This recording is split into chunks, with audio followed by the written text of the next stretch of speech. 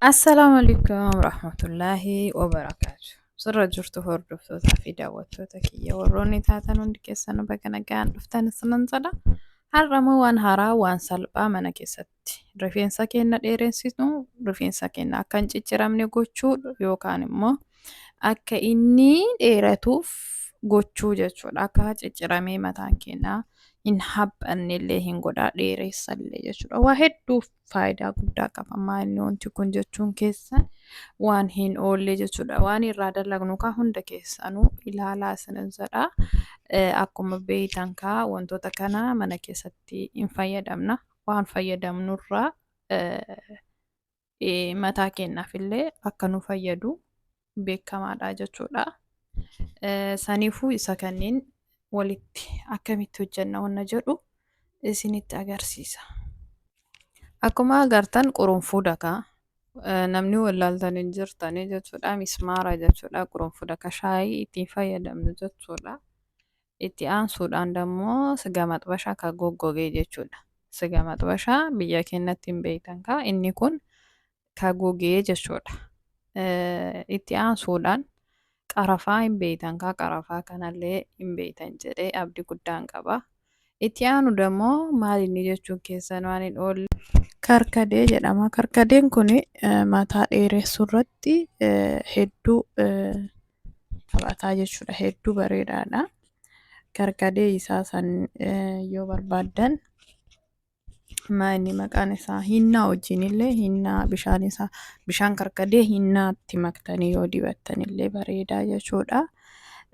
Saniifuu isa afran kana walitti maktanii haala salphaadhaanii mataa keessan isa ciccitu isa immoo dheeratuu didu isa walitti guduunfamu waan kana kanarraa bilisa akka ta'e vaayitaaminii hedduu mataa keenyaaf akka barbaachisu baay'ee bareedaadha jechuudha. Waan kana itti fayyadamaa isinan jedha. Haalli isaa itti dalagnu kaa akkuma agartan kana wanta cufaa danda'amu wanta qadaada qabu wayii soqnee fidanneetiin jechuudha. Itti naqannamu wanna hundaayyuu jechuudha. Isa afranuu jechuu karkadee qurunfuudha sigaa maxbashaa fi sigaa maxbashaa qarafaa walitti gootan jechuudha. Isa afran kana akkuma argitan karkadeedha. Inni kun karkadeedha. Karkadee afaan keenyaan hin beeku garuu karkadee afaan arabaatiin jechuudha. Wanta habaaboo wayiitirraa hojjeta uumamu jechuudha. Habaaboo wayiitii habaaboon sun maqaan isaa karkadee jedhama afaan arabiffaatiin jechuudha. Isa kana dammoo siga maxbashaa ka biyya keenyatti waan wallaaltan hin jiru. Kun waan gogee fi isa gogee argadhe isa ji'aa isaan arganne. Yaa warri biyya jirtan kaa argachuu dandeettani nuumuun argannu. Akkasitti walitti maktanii waan qadaada qabu jechuudha. Xarmushii qadaada qabu ta'uu danda'a. Wantoota qadaada qaban yoo ta'an rakkoo hin qabu jechuudha. Achiin booda bishaan xiqqoo ho'aa ta'e jechuudha. Kan sirriitti ho'ee danfe osoo hin ta'in xiqqoo labka jedhee fidattanii isa miidhiqaa keessan haga guutuu jechuudha. Maxxanni isaa itti yoo hojjettan jechuudha. Itti naqattan jechuudha bishaan.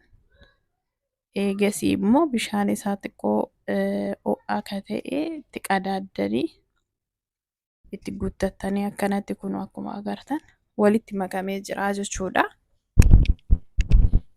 Wanti kun hedduu bareedaadha dhugaa isinitti himuuf jechuudha. Sa'aatii muraasa jechuudha. Sa'aatii haga guyyaa tokko guutuu sa'a 24 jechuudha. Qadaaddanii keettanii jechuudha. Eega qadaaddanii keettaniin booda borumtaa itti fayyadamtan jechuudha. Wanti kun wal nyaatee kalarii isaa hundayyuu bishaan kanatti gadi furaa jechuudha. Wanti hundinuu akkuma agartan kun diimataa jira. Ka diimatuun karkadeedha. Kunniin immoo adada GA jedhuun kalarii isaa yookaan immoo wanta nu barbaannu san bishaan kanaan wal makaa jechuudha. Bishaan kanaan waan wal makuuf eega wal makee booda dammoo haala salphaadhaan mataa keenya rifeensa keenya jechuudha. Rifeensa mataa keenyaa buqqee keenya isa jalaa jechuudha. maasaajii itti goona akka mataan keenya dheerina isaa yookaan immoo ciccituu mataa keenyaa akka dhiisuuf jechuudha. Yeroo hundaa itti fayyadamuu hin dandeettanii eega itti fayyadamtaniin booda immoo dhiqannaan hin barbaachisu jechuudha. Dhiqatuu baattanis rakkoo hin qabu. Galgala galgala wayita raftan osoo fayyadamtanii hedduu bareedaadha. Mataa keenya wantoota foroforiirraa wantoota argitanii tokko tokko mataan keenya nyaata akkuma qaama keenyatti nyaata nyaannu innillee nyaata barbaadaa jechuudha. Vaayitaaminiin mataa keenyaa yoo qannatu taate haaluma salphaadhaan mataan keenya ciccituu danda'a jechuudha. Saniifuu isa kana immoo akka mataan keenya hin goyne yeroo hedduu itti fayyadamne yoo jenne akkuma argitan bishaan isaa adda baasee jira jechuudha. Itti fayyadamee jira jechuudha. Saniif bishaan hagana qofa bichaa na hafe dura waan itti guuteef saniif irraa fayyadamee jechuudha. Wanta akkanaa kana yoo qabaattan wanta akkanaa kana keessatti itti godhattan maaliif wanti kun maaliif nama fayyada? Wayita mataa keessanitti itti facaastanii hidda mataa keessanii akka maasaaj gootanii bishaan isaa akkuma isin dibattan yeesuu isinirraa gadi hin jigu jechuudha.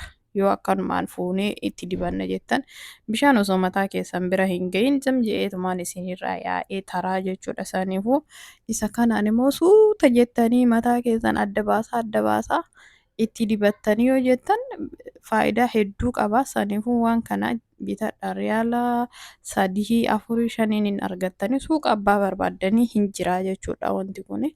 Haala kanaan kun akkuma agartan ofitti mataa keessan qoodaa itti facaaftanii maasaajii sirriitti gootan mataa keessan xiqqaate sa'aatii walakkaa jechuudha. Yoo xiqqaate jechuudha. Haala dibannaa keessan jechuudha. Mataan keessan sirriitti ji'ee bishaan isaa kana akka sirriitti ol fudhatu jechuudha.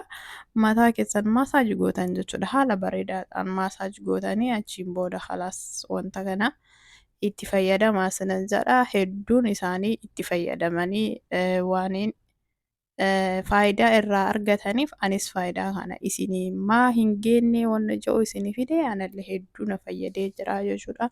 Mataan kiyya ciccituu dhaabee jira jechuudha. Duraan hedduu ciccita.